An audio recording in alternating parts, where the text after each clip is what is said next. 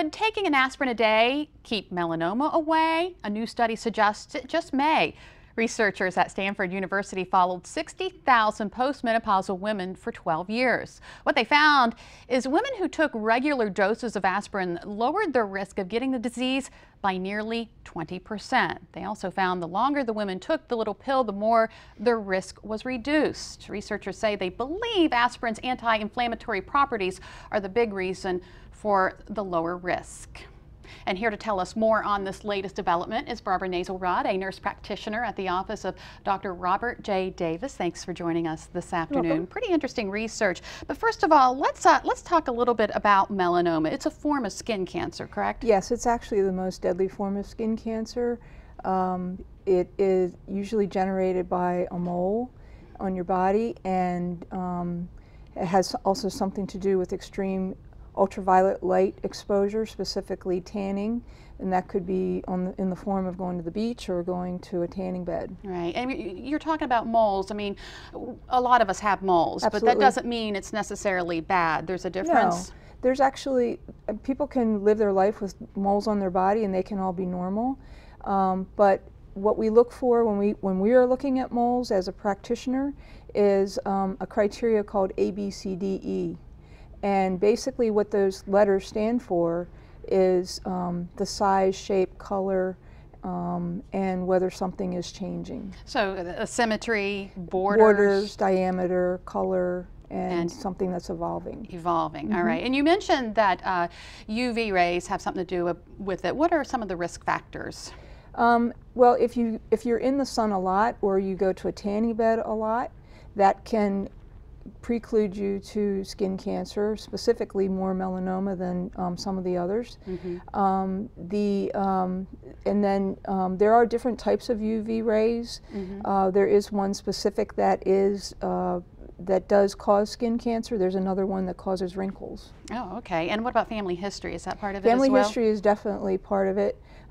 Most people that have melanoma do have some genetic predisposition to it, as well as from the exposure from the sun. The other thing is, the other risk factor is about skin type. Skin type, absolutely.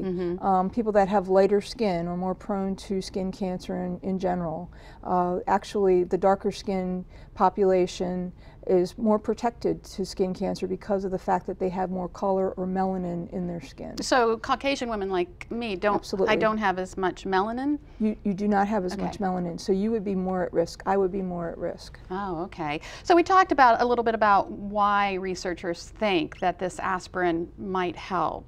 As you mentioned at the beginning of this, it has something to do with inflammation. Aspirin is an anti-inflammatory drug. In other words, it decreases the amount of inflammation in your body. The theory is, and it hasn't been proven yet, but the theory is that the inflammatory response has something to do with how cancers develop. If you can decrease that response, then in theory that should decrease the chance of people getting cancers. And it's not just specific to the skin.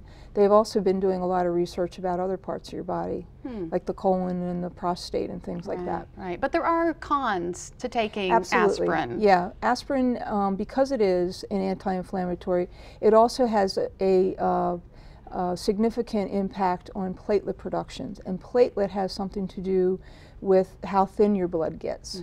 So what can happen is if you took a lot of aspirin, and I'm talking about take it on a regular basis, take a high dose, you potentially could do some things with bleeding. If you cut your finger or something, you could bleed very extremely.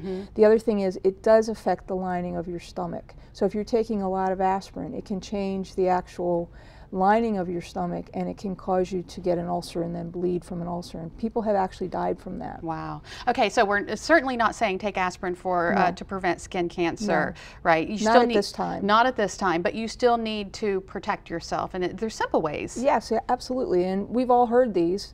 Certainly, there's been a big campaign about sun protection. Specifically, stay away from the tanning beds. Really, there's a statistic out there about melanoma in particular, where regular use of tanning beds, 70% of the population will develop a melanoma in their lifetime. Wow. That's the number one thing. Number two is actual SPF protection. The sun protection factor in your skin, in your sunscreen is really important. But the other thing is it a broad spectrum protection type product? And you want to use a fair amount of sunscreen when you put it on your body. And reapply it. And reapply it frequently.